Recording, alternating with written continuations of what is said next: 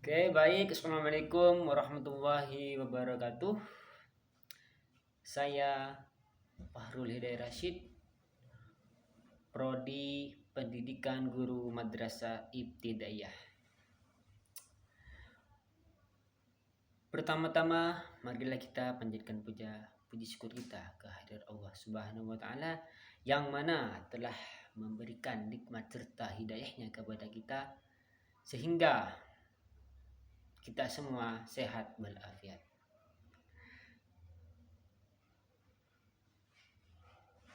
Salawat serta salam kita tetap curahkan kehadiran Nabi kita, Nabi besar Muhammad Sallallahu Alaihi Wasallam, yang mana telah membawa kita dari alam kegelapan menuju alam yang terang menerang, yakni dengan ajaran agama Islam.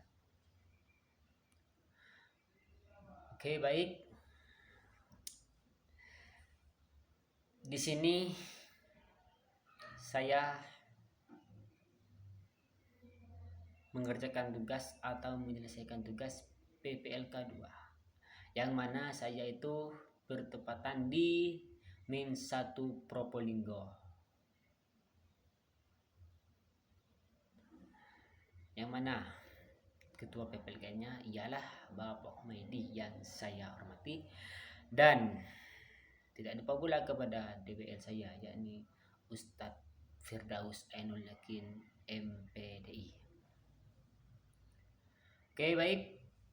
Di sini saya guna untuk memenuhi syarat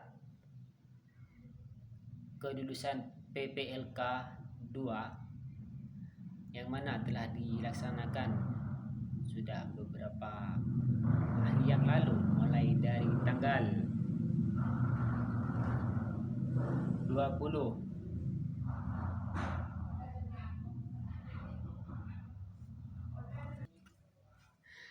yang mana saya telah menyelesaikan PPLK yang diselenggarakan mulai dari tanggal 24 Juli sampai 30 Agustus, kurang berlebih itu 40 hari.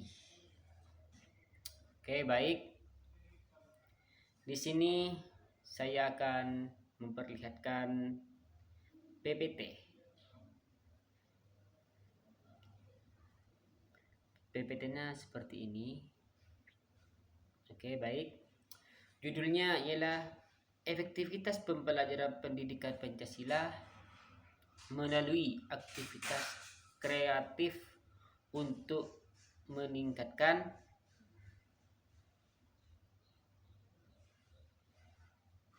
siswa dalam pelajaran pendidikan Pancasila. Oke, baik. Ini adalah pendahuluan. Pendidikan Pancasila sebagai salah satu mata pelajaran di sekolah memiliki peran strategis dalam membentuk karakter dan identitas nasional siswa dalam era globalisasi dan modernisasi saat ini. Tantangan terhadap integritas dan nilai-nilai kebangsaan semakin besar. Oleh karena itu, perlu adanya inovasi dalam metode pembelajaran agar nilai-nilai Pancasila dapat tertanam secara mendalam dan efektif dalam diri siswa. Salah satu pendekatan yang menjanjikan adalah penerapan aktivitas kreatif dalam pembelajaran. Yang kedua adalah kajian teori.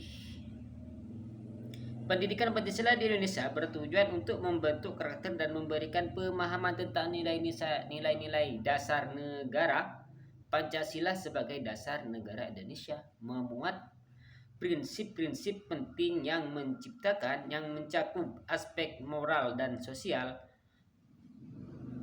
Dan menurut Winarno, pendidikan Pancasila diharapkan dapat membentuk sikap dan perilaku siswa yang sesuai dengan nilai-nilai luhur bangsa seperti toleransi, keadilan, dan tanggung jawab sosial. Dengan kata lain, pendidikan ini berfungsi untuk menanamkan karakter baik dan nilai-nilai moral yang menjadi dasar perilaku siswa dalam kehidupan sehari-hari. Aktivitas kreatif dalam pembelajaran termasuk tanya jawab dirancang untuk membuat proses belajar lebih interaktif dan menarik. Aktivitas yang memberikan. Yang ketiga ialah metode penelitian. Yang mana di sini saya menggunakan metode penelitian. Jenis penelitian yang digunakan dalam penelitian ini adalah PTK. Karena pada PTK dapat mengkaji permasalahan pembelajaran di dalam kelas melalui refleksi untuk memecahkan masalah tersebut dengan cara melakukan tindakan yang terencana dalam situasi nyata serta menganalisis setiap pengaruh dari perlakuan tersebut. Teknik pengumpulan data menggunakan wawancara tidak terstruktur. Wawancara tidak terstruktur adalah lebih bebas dan tidak terikat oleh daftar pertanyaan, memungkinkan eksplorasi topik secara lebih alami. Pembahasan.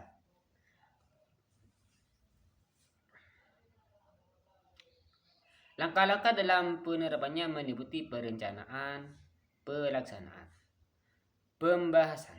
Perencanaan menyusun pertanyaan yang relevan dengan topik pembelajaran. Pertanyaan dirancang untuk menggali pemahaman siswa tentang konsep-konsep dasar Pancasila dan aplikasinya dalam kehidupan sehari-hari. Pelaksanaan pengenalan aktivitas menginformasikan siswa tentang kegiatan tanya jawab yang akan dilakukan, tujuan dari aktivitas ini, dan cara mereka akan berpartisipasi.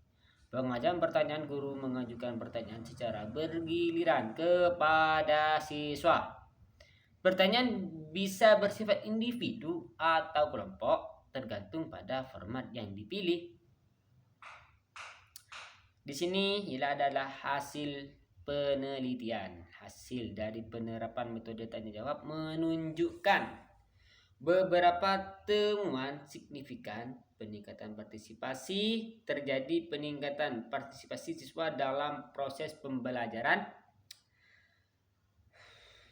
Siswa menjadi lebih aktif dalam menjawab pertanyaan dan berdiskusi dengan teman-teman mereka. Pemahamannya yang lebih baik. Pemahaman siswa terhadap materi pendidikan Pancasila meningkat. Siswa menunjukkan kemampuan yang lebih baik dalam menjelaskan konsep dan mengkaitkannya dengan kehidupan sehari-hari. Oke, di sini ada kesimpulan. Yang terakhir adalah kesimpulan. Penerapan metode tanya jawab di kelas 3A-1 Probolinggo telah terbukti efektif dalam meningkatkan pemahaman siswa terhadap materi pendidikan Pancasila dan keterampilan berpikir kritis mereka. Metode ini tidak hanya membuat pembelajaran lebih interaktif, tetapi juga membantu siswa untuk lebih aktif terlibat dalam proses belajar. Oleh karena itu, disarankan agar metode ini diterapkan secara rutin dalam proses pembelajaran untuk mencapai hasil yang lebih optimal. Mungkin ini saja yang dapat saya sampaikan. Kurang lebihnya mohon maaf yang sebesar-besarnya manakala ada perkataan atau ada kata-kata yang tidak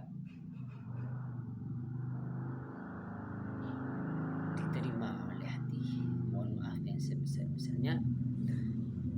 Assalamualaikum warahmatullahi